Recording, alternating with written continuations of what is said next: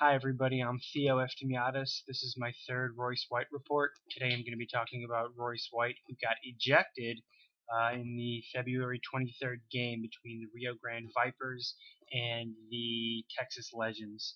My last video was a little bit long, and so this video I'm going to break into four categories.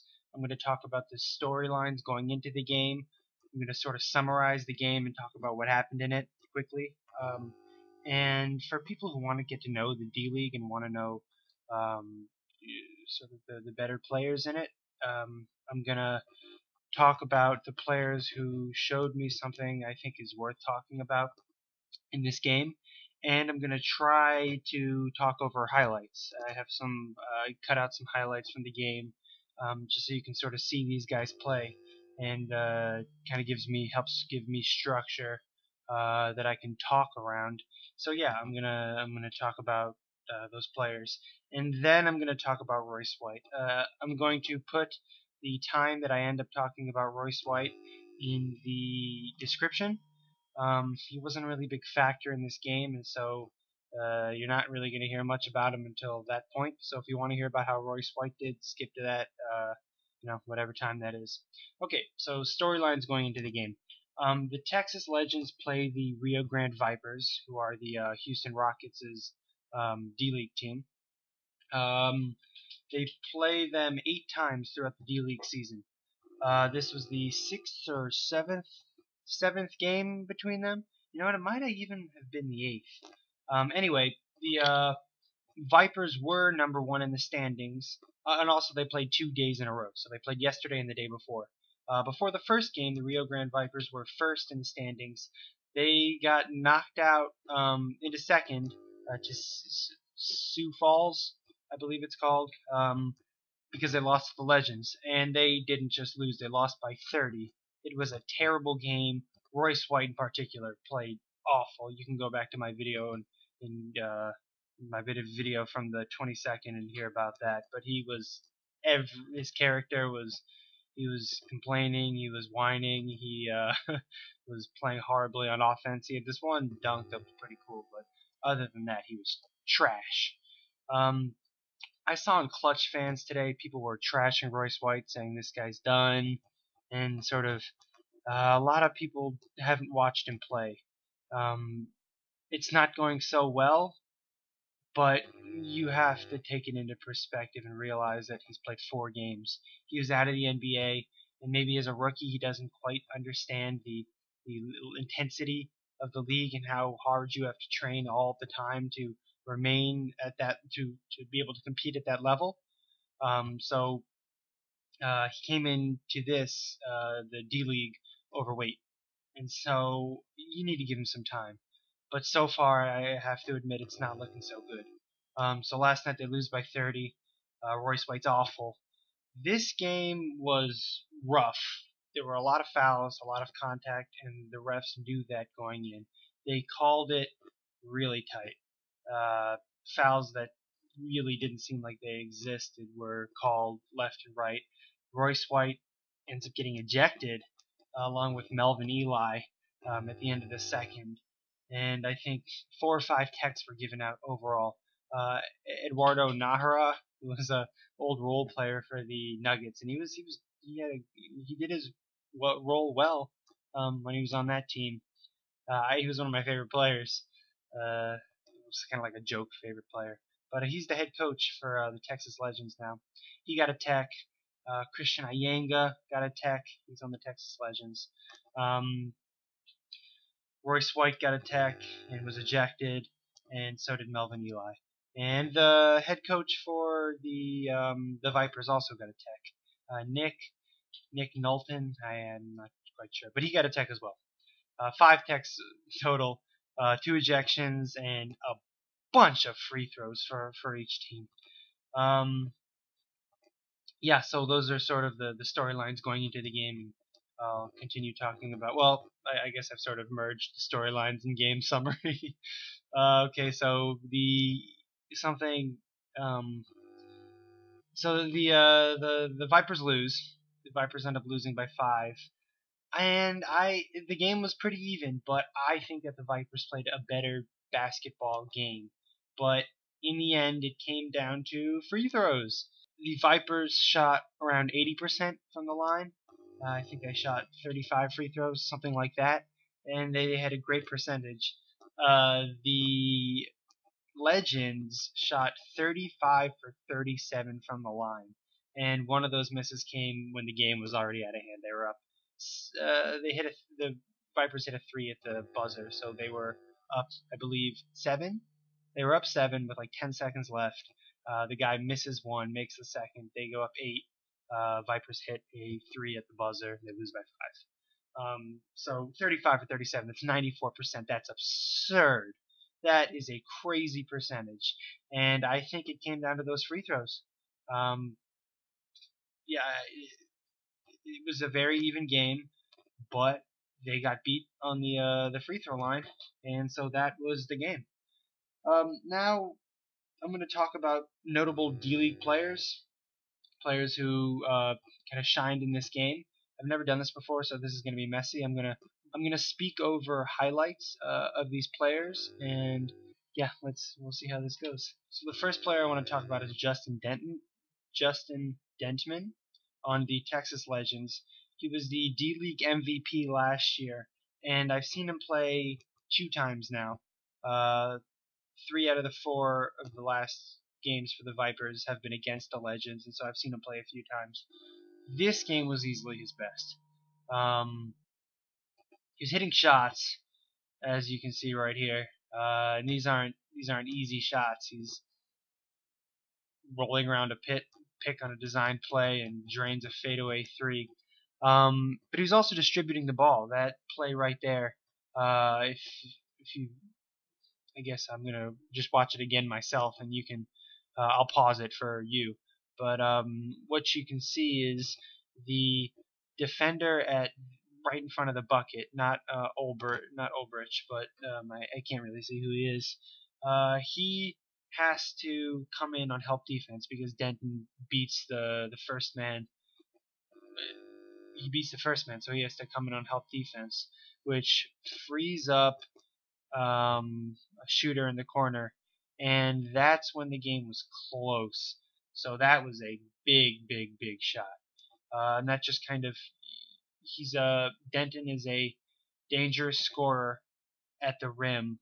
He can shoot, and then you got to respect that, which means he can kick it out to open shooters like that. So that's the whole shebang as far as it goes on offense. If you're a player of his size and his position, those are the skills you want. He can score from anywhere, and because of that, you have to respect all, wherever he can score from, and that means he can distribute the ball and make the players around him better. That's why he won the MVP, and all of his skills were on display in this game. In this replay here, I want to talk about another skill that he has, and that's drawing the foul. Right there, you see 2 times where a foul could have been called. The foul's called on the shot. He sells these fouls, even if they aren't, as he sells them, but not to the point where it affects his game negatively. As in, he won't. He still maintains control of the ball when he does these things, and I never saw him. Well, you'll see right here. I never saw him try to draw a foul, fail to, and for that reason turn the ball over or throw it out of bounds or turn the ball over. He's good. He's good at drawing the foul. On this play, he takes a charge, and right here is another one of these. He up fakes his man goes up, he shoots the ball, almost makes an and one. This play right here, same thing. He tries to draw a foul, he can't get it, he passes it off to another man, he makes the shot. It's a skill I don't see very much in the NBA, and it's something this guy has, and it's awesome. So Justin Denton was the player of the game for me. Next player I want to talk about, I think he was the best player last night on the Vipers. That's Tim Ulbrich. He's German center or power forward center. I believe he's about 6'9". He's kind of a tweener between a power forward and a center.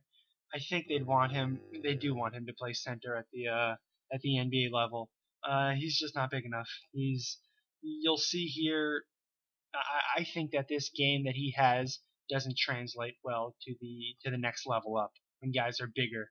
A lot of these are he's sort of open-ish, and he works to get open, but I don't know if there's the space he needs to pull off these plays at the next level. And this one is impressive to me because he steals the rebound from Dwayne Jones, who's a power forward for the Legends, who looks like he has the rebound, and with one hand pops it out and has the awareness to put it into the bucket.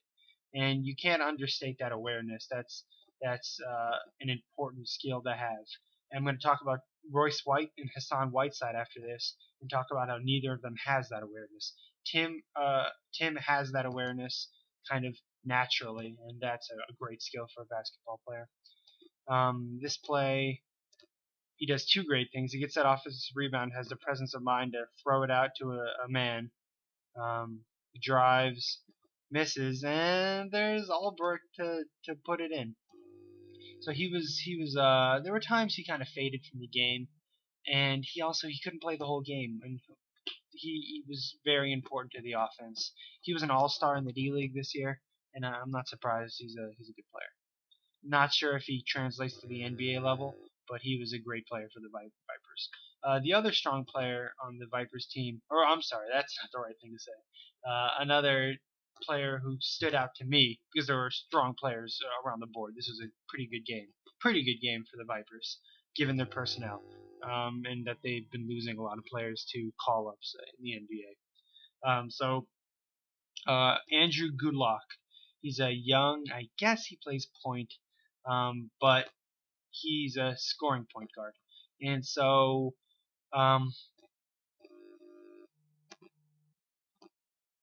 this is Hassan Whiteside. Oh, okay, well, we're talking about Hassan Whiteside. Okay, so Hassan Whiteside, I thought of this while I was watching him. There's two Hassan Whitesides. There's two sides to Hassan Whiteside. There's the white side, and then there's the dark side. I compared him to JaVale McGee in my last video, and I think that's an apt comparison. As you can see here, this is good Hassan Whiteside. Look at that. Is it a pass or a shot? It looks like just you run to the basket and you're trying to chuck up something, and some of those went in. That was Goodlock, I believe. Some of those were going in for Goodlock. This one does not go in, but it doesn't matter because Hassan Whiteside has this crazy athleticism and just whams it in. I saw in Clutch fans today people talking about how Hassan Whiteside is going to be called up to the Rockets now that Greg Smith has gone down. And yeah, maybe he can play role player minutes. I think he could play role player minutes. He's got a great NBA body. He's huge. He's the quintessential tree. When people say you're in the trees or you're shooting in the trees or whatever the actual term is in the NBA, when you're on the big men near the bucket, this guy is a tree. So that's the good Hassan Whiteside, and unfortunately he has a very unpolished game. He's raw. I think he's 22 years old. I saw 23, but I believe he's 22. So he also does kind of stuff like this. Here, he's feeling his way towards the bucket and stripped. And he just kind of throws his arm out to try to catch that Dentman, who gets steals apparently as well. He's a great player. If he was just a little bit younger, I think NBA teams would be going crazy to get him. But he is 28, I believe, born in 85. So there you go. Hassan Whiteside gets ripped. I want to say his awareness is not great. There he gets an offensive rebound with his length and just kind of has bad touch around the rim. I've seen him with some nice hook shots. That one in particular just it didn't look like it was going in. It wasn't a good shot. He wasn't. They say when you get an offensive rebound to just put it right back up. I wouldn't say that he was close enough to just do that. Maybe he should have pulled it down. If he was a little bit closer, or if he attacked the rim, that makes sense to me. But that play I didn't really like. And on this play, you see kind of the impact he has on the game when not directly when the ball's not in his hands. Here, is this Justin Dentman? It is. It is. That's their best player, and he has to throw up a pretty trash layup. That's not going in because Hassan Whiteside, he knows he's a shot blocker. He's a huge guy, and that's the power that Hassan Whiteside just naturally has, and that's his greatest asset. That's what keeps him in the NBA. And then, as you can see here, it ends up getting a layup for Andrew Goodlock, who I'm going to talk about next. And he was there in position to, if that missed, probably tip slam it, which is great. So Andrew Goodlock, they called him the most. The announcing is so-so for the Vipers. Sometimes I don't believe these guys. One of the announcers asked if Justin Dentman won the MVP last year. He's like, didn't Justin Dentman win an MVP for the D League? And the other announcer was like, yes, indeed he did last year. If you're an NBA announcer and you don't know who won the MVP last year, there's something wrong. So, and that's just one instance. That happens a lot. With the production value is pretty bad for these games. They have two songs that play during like timeouts because they don't have commercials. I guess it's because it's streaming on YouTube. I'm not sure. But they have two songs that play back to back, and they're not the most annoying songs in the world. They're not great. There's no words. They're kind of like, one of my friends compared it to. He said it's like a song that would play in one of those car racing arcade games where you're sitting in the seat and you play with the wheel during the game. And I guess that is kind of what it sounds like. And there's two songs, and they play them back to back, and they forget to turn them off during the game all the time. The fourth quarter in this game and the last game, half of it, I was listening to that song, and it's like louder than the broadcast, so it's hard to hear the guys talk. And so, I don't know, the production is pretty bad on these games. I don't know how I ended up talking about that. So, Goodlock he's a good scorer. I don't know how I started talking about that. Anyway, there's Goodlock putting in a pretty difficult shot. Not many people can hit that shot. You play with a player who can hit that shot, and that's a talent. It wasn't even lucky. He was hitting stuff like that all game. Here's another play by him. He was hot when he hit that. When you short arm a pass like that, or when you short arm a shot like that, either it goes in and you know it's going in, and I've done this before. I do this. I don't know why I do this, but I'll short arm a shot, and maybe I tell myself it's going in, and I'll look like he does, and then it just never goes in. It'll always be too long and bounce off the back of the rim. But yeah, he got hot. His shooting was pretty good. The layups were good. He's a good scorer. Yeah, so he put up, I believe, I want to say he had 25 for the Vipers. And he was their best offensive player. Albrick had he was their most important player. Their best player on offense was Goodlock. He did all of their scoring for them. Last player I want to talk about is Glen Rice Jr.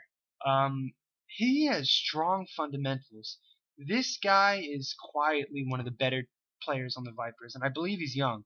I think this guy could play at the NBA level. He might be an end-of-the-roster kind of guy, but I really like Glen Rice's game. And you can see on some of these plays, he has a lot of intangibles. The things he does around the ball is just smart. And he has crazy athleticism, as you're about to see. So on this play, I put this in.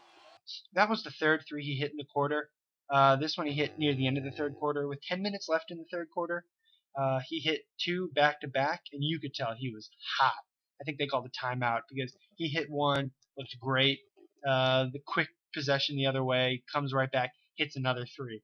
And so Glen Rice got hot. Unfortunately, I deleted that clip when I was putting this video together, and this has taken me a long time, so I just said forget it and didn't put it in.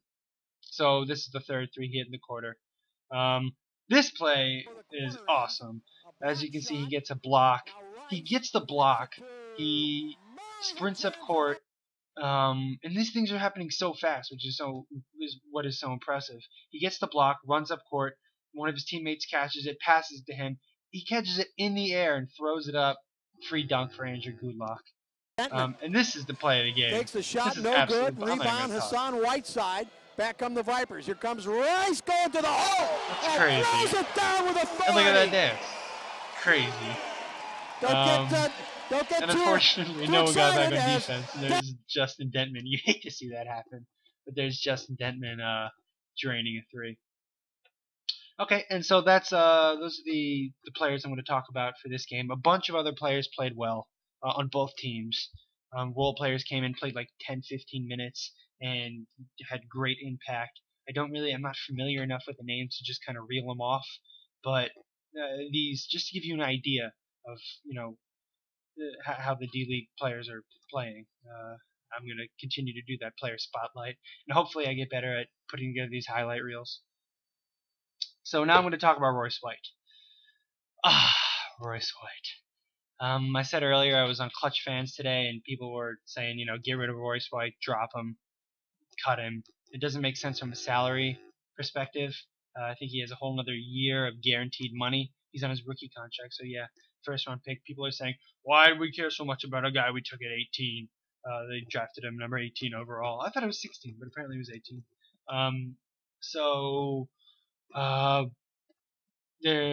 The thing with Royce White is he has top 10 talent. People knew about his mental issues, and they foresaw something like this happening. I watched they have a little mini documentary Grantland does on Royce White getting drafted, and he gets someone talks to him. I guess someone helping him.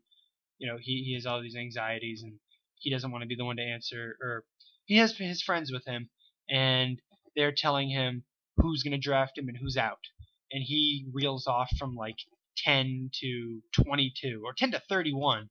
10 to late 20, something like that. Everyone who's not drafting him. He's like, Boston's out, out. And he looks disappointed. And he has a friend with him that's like, oh my God. Like, I think he thought he was getting drafted higher. And then he said, the only team that's willing to take a chance on you is the Rockets at 18. And he sounds kind of like, but I don't know if that's going to happen. Apparently Kevin McHale really wanted Royce White. And in the war room, they're called, the draft decision room, Kevin McHale put his neck out for Royce White. Luckily, everything else is going well for Kevin McHale because this has kind of been a black mark on his record as a Rockets head coach. So they foresaw these issues, but he had the talent to be a higher pick. He's like a super Boris Diaw. He's a very talented player that can play at the NBA level. And unfortunately, it's not going very well for him right now. Unfortunately for Rockets fans, and unfortunately for him. He's overweight, and I've seen flashes, but in these last 4 games, his first 2 were his best. He hadn't even practiced with the team, and he had an innate passing ability, and a lot of times you have a great view of the games. A lot of times, or we do, from that, the camera angle, and a lot of times I did not see the passes that he was making as possible. Like I would think, he's gonna run the offense, and then he'd immediately make a pass to the bucket, and it would result in a 2 points or a foul. His passing ability, I thought of LeBron James when I saw it. His last 2 games, the game that got blown up by 30, he was garbage. He should have been benched. I don't even want to talk about it. This game, I'm going to show you these highlights in a second. It more bad than good, unfortunately, and I hate to see that, because it makes me kind of think that he's, not going to pan out. But I'm pulling for him, and so here the highlights are. On this play, he fights into position to get that offensive rebound. I like to see that from him because a lot of times his effort is questionable, and I believe that's Melvin Ely he's fighting with. I can't tell. I think it is. It is 19 or 18. Yeah, it's Melvin Ely. The other Jones guarded him a few times, and that's definitely not Jones. Melvin Ely plays real physical with him. In the last game, he was bullying Royce White, and Royce White was resorting to fouling him. One of them resulted in an and one. So I'm glad to see him get in position. And look at that pass. How did he see that? And Olbrich originally couldn't catch any of his passes, and it was kind of pissing me off. But that's just because you're not expecting the passes. He never practiced with the guy. There's actually no reason to get pissed off. I wasn't pissed off. I was just like, damn, I wish those passes would go through. He handles that one. It's not even on the money, but it's in the right area, and he's ready for it somehow. And Royce White gets it to him. And so he does miss, so maybe he's not as ready for it as he could have been, but it shows improvement there. I'm happy to see that play. That's a good play. Here Royce White tries to take it coast to coast. Yesterday he had one of these that resulted in an awesome dunk. This is disgusting. I don't know what the hell he was doing. He gets this rebound, one hand, he does that a lot. Reminds me of Nene a little bit. Then does that little dribble move, breakdown, doesn't do anything, and then he just runs into the defense and kind of tosses the ball away. Awful play, but rookie mistakes. It's awful play, but forgivable play. The effort was there, the mental wasn't really, but it's okay. This one, it's kind of a continuing trend with Royce White. His touch around the rim is poor. His finishing is poor. From the back down and on the fast break, or when he beats his man and gets to the hoop. Last time I said he had $1 million moves and 2-cent finishes, and I think that's going to be a trend with him for the next little bit. Maybe it's because he's out of shape. Maybe he just doesn't have that part of his game. But it's something he needs to have at this level.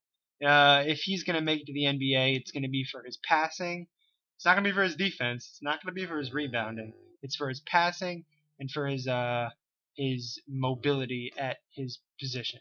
And I think you could sneak him in on some teams as a power forward. I mean, if Boris Dia, if Andrea Bargnani, if these players can find places, you can find a place for him as a power forward in the NBA. Starting, I don't know. I'd like him as a role player for now. But anyway, he needs to be able to finish those against NBA players.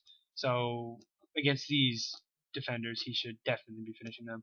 Luckily, Olbrich is there to put it in.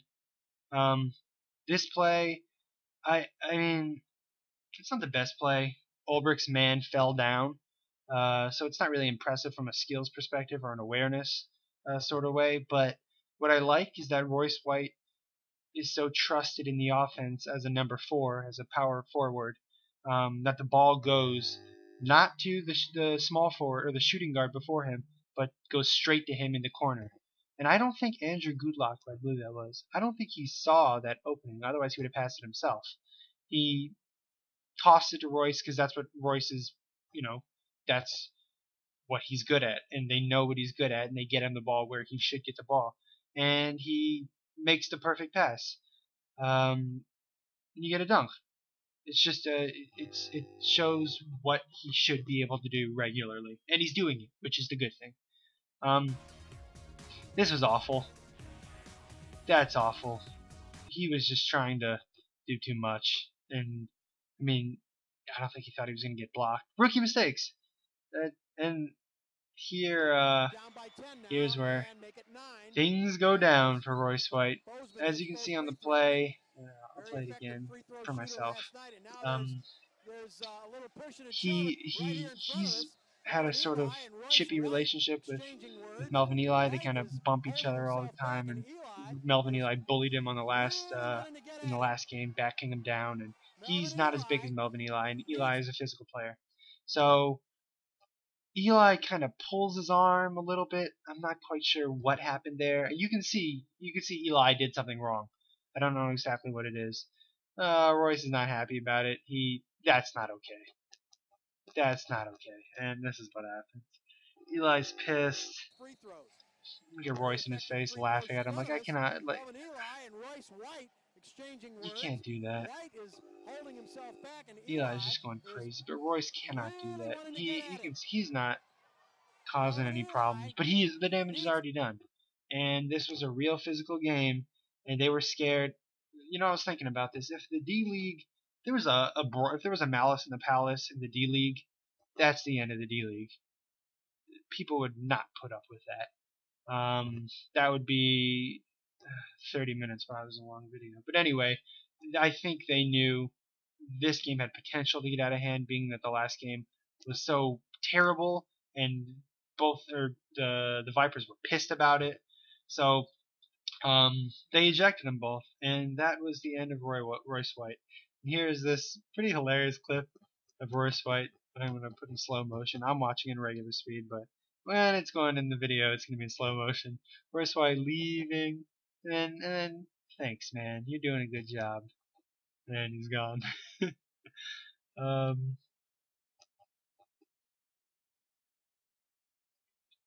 Yeah, so that's the story of this game.